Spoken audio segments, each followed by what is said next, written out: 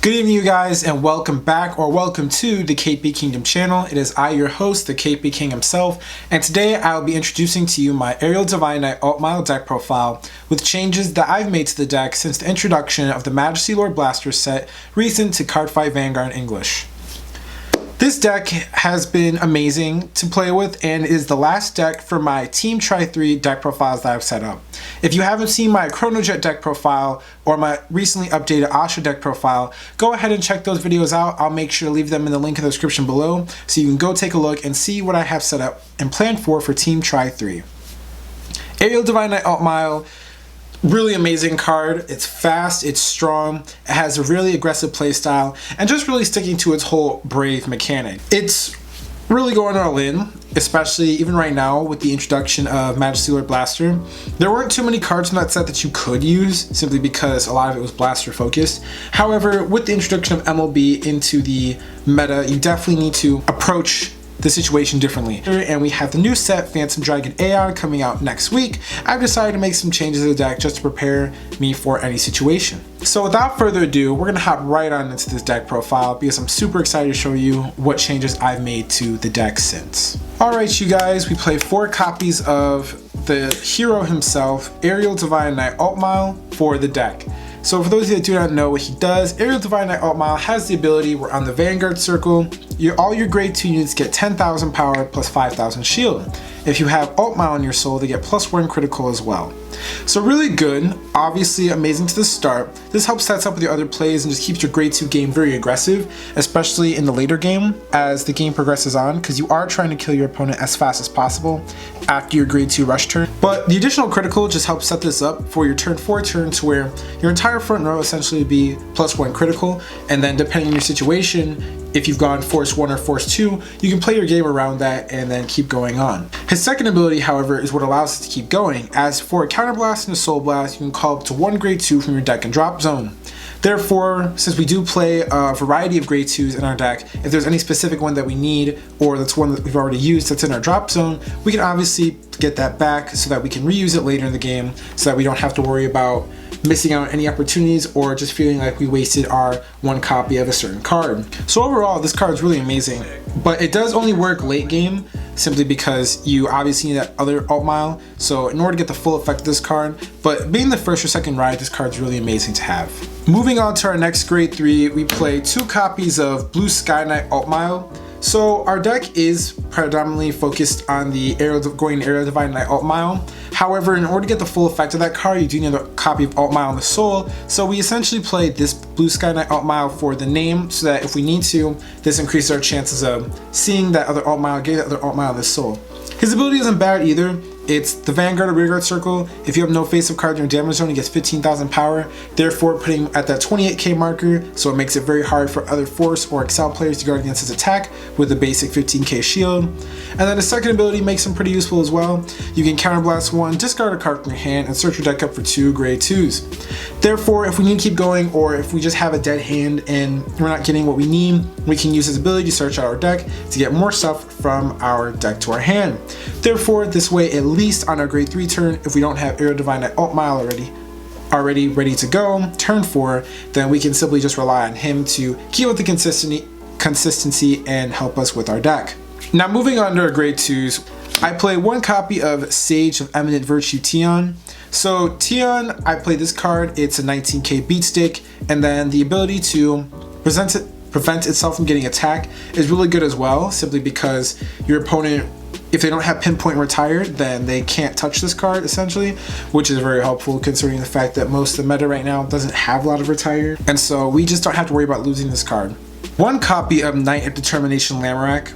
So our deck benefits most when we don't have any face-up counterblast, but if there's a time where we do take a lot of damage and we just can't use counterblast, or we don't want to waste counterblast just trying to overextend ourselves to get to that no face-up damage point, then we have a card like Knight of Determination Lamorak, who lets you counterblast 1, and if you have 5 units, get 10k per counterblast, because this is an active ability that's not once per turn. So essentially we use this card to get rid of that additional counterblast, but still having for a good purpose, because if we have our Aerial Divine at Altmile, and he's already giving that extra critical and 10,000 power, then we essentially have one column that's already threatening because it's going to stack so much power depending on the counterblast you need to give up. But having this helps us so that we can stay focused on that no face of damage strategy. We play one copy of Hope Song Angel. Hope Song Angel is a newer card that I've added to the deck, but it's still very key to the strategy. His ability is you can counterblast one, you search your deck for a Starlight Violinist. Starlight Violinist is a card that I'll explain later, but it's very key and core to the entire Altmile strategy. And if we're playing against a deck that does have heavy retire or can get rid of our board very easily and very cheap, then we need to keep bringing it back or have access to our Starlight Violinist for our offense and our defense. So it's very important to make sure that you can always get that card. And while we can search out Starlight Violinist because of our abilities, our Hope Song Angel will allow us to have him be called out for one counterblast and still build up our board. So Hope having Hope Song Angel to search out our Starlight Violinist much faster is very good. I play one copy of Blaster Blade. So Blaster Blade is my personal tech of the deck. For those of you that do not know what he does, it's a Vanguard. If you have 4 units, he gets +1 critical, and then Vanguard and Rear Guard Circle. You counterblast 1, Soul Blast 1 to retire front row rear guard. So this card is just a pinpoint retire. If there's an annoying unit on my opponent's board or a card that I don't want them to have for next turn, then Blaster Blade will step in and get rid of that unit for me. I play him so that I have access to pinpoint retire, since that was the only thing that this deck was really missing. Or any other unit that essentially will get in your way, it's just very helpful. And then if you see on Vanguard Circle and you can go in for the rush, that's very devastating too to have. But Blaster Blade is just my tech choice just to get rid of my opponent's front row units. My next grade 2 is 2 copies of Diaconnect Dragon. So Diaconnect Dragon is the Festival Collection promo for Royal Paladin, and its ability is when placed, you soul charge 1, and then if you get a trigger, you add 10,000 power to this unit. So a lot of our abilities use soul if we don't have any face-up cards in damage zone, or they just cost soul with counterblast. And this deck doesn't soul charge much, so having a grade 2 that helps us get back that soul and replenish our resources is very good to have. The extra 10,000 power, if it does happen, is very good too, as it just makes your grade 2 game a lot stronger. But this card essentially is just to help us refill up our soul so we can keep up with the cost of our abilities. For our next grade 2, I played 3 copies of Starlight Violinist. Probably the MVP of the deck and the most important grade 2 out of all the cards in the deck. Starlight Violinist allows us to use our grade 2s to intercept and boost if we have no face-up cards in our damage zone. And then if we're on Aerial Divine at Altmile, essentially we have nothing but 20k boosters in the back row supporting all of our attacks. And he helps us our defensive game as well when we're on Aerial Divine at Altmile, because all of your grade 2 units become 10,000 point shields. Therefore, we can use this to constantly guard against multiple attacks our opponent might throw at us at the beginning, and then control how we want to play defensively.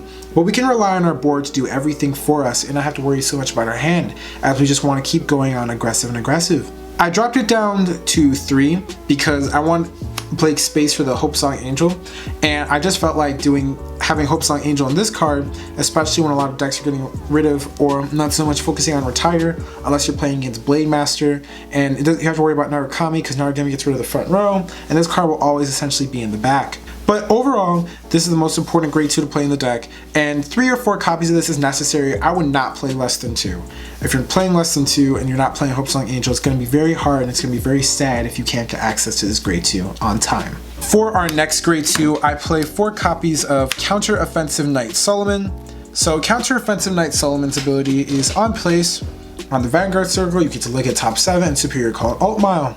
And then his second ability is when it attacks, you Soul Blast 1 and you get 5,000 power and then bounce a card from one of your rear guard circles and another column to your hand. So essentially with this card, because we play less Altmiles in the deck, we can use this card on our grade 2 first ride so that we can search our Altmile, attack with it, and depending on which one it is, you get a very aggressive turn, because that Altmile could be the one that gets +15, or it could be Aerial Divine at Altmile that you set up for next turn. So this card essentially helps us set up to guarantee most of the time that we get a grade 3 ride, so that this way you don't have to rely on Sisulus to do everything. For our next grade 2, what would Altmile be without his most important comrade, Absolute Blade Knight Levaro? So for those of you who do not know, Levaro is one of the most versatile grade 2s that Royal Paladin has, with its ability which is on Vanguard or Rear Guard Circle when placed from the hand, you get to counterblast 1 search your deck for a grade 2. If you don't have any face-up damage, you can Soul Blast instead. So depending on what our situation is, we can use our counterblast to invest into something else, and Levaro will still always be usable because it only costs 1 soul blast. But this card essentially helps you set up your grade 2 board for later in the game, or anytime you want during earlier game or later, so that this way we can play aggressive with our grade 2s. And now for our grade 1s. 2 copies of Lunar Crested Knight Philax. Philax, another key OG Altmile player, with his ability being on the Vanguard or Rearguard circle, when it attacks or boosts, you can Soul Blast 1 and return a card in another column to your hand for 5,000 power. So we use this card so that we can bounce other units back to hand and get more power to our boosting attacks, or if we need to have this card be an attacker himself, because we want to keep our grade 2s in the background, he's very good. Also, having his ability to bounce cards back to the hand isn't bad at all, as we can pick cards we want that have unplaced abilities and bounce them back so that we can keep reusing them, or take our grade 1s that we call out to get them back to the hand if we want to play aggressive. Our next grade 1 is 4 copies of Knight of Exemplary Sword Lucius. So Lucius has the ability where you get to move this unit into the soul. When you ride a grade 3, draw a card and call a card in your hand. So I figured since the deck doesn't really have many ways of soul charging other than die and connect at that point, we would throw another card to play. Since I took out Akane and Pongo in the deck, I needed another form of soul charging, so I decided to play Lucius instead of the Tricorn, because even in Soul Saver, I hate that card, so I figured Lucius would be the better option.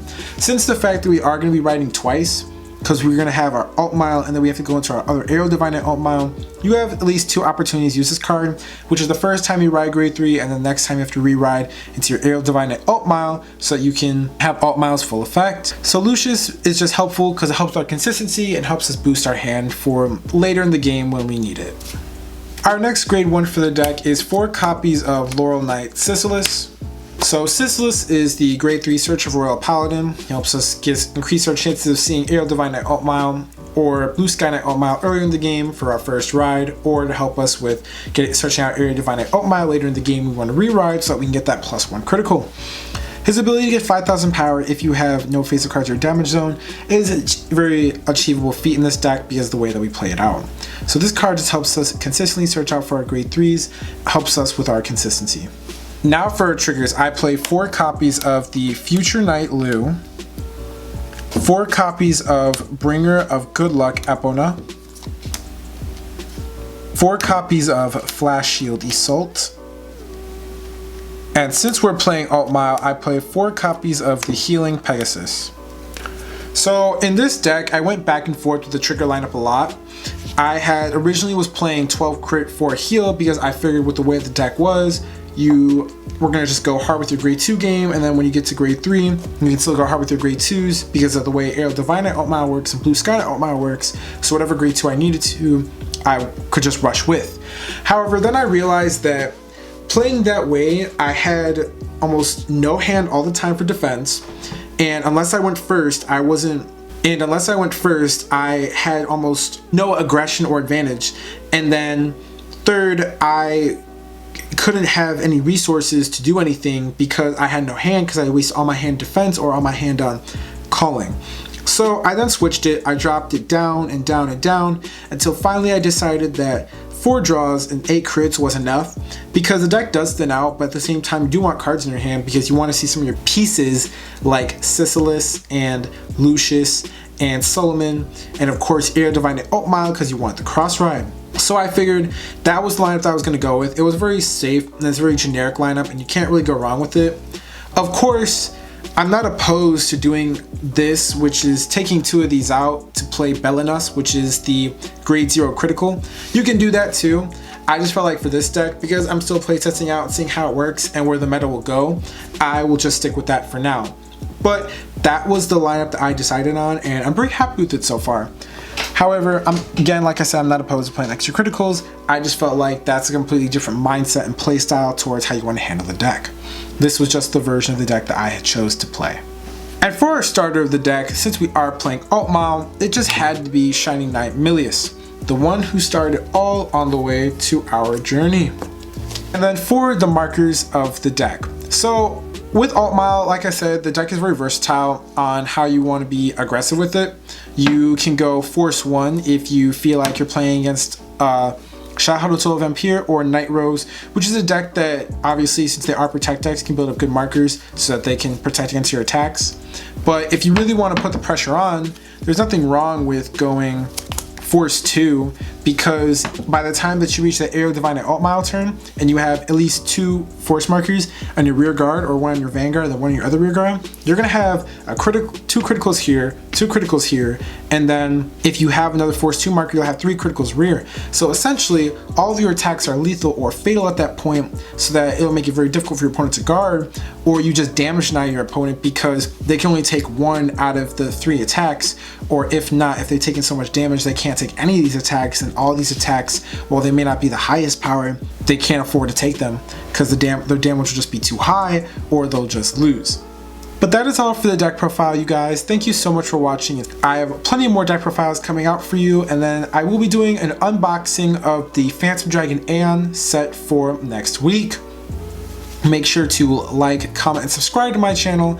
I have plenty more stuff that I want to show you guys. I want you guys to stay tuned for it. If your friends are thinking about building the Altmile deck, then go ahead and share this video with them. You can use this deck as a guideline. This is just a deck that works best for my playstyle and how I want to play the deck with my focus on it. But that is all, you guys. Thank you so much for staying with me. I am out.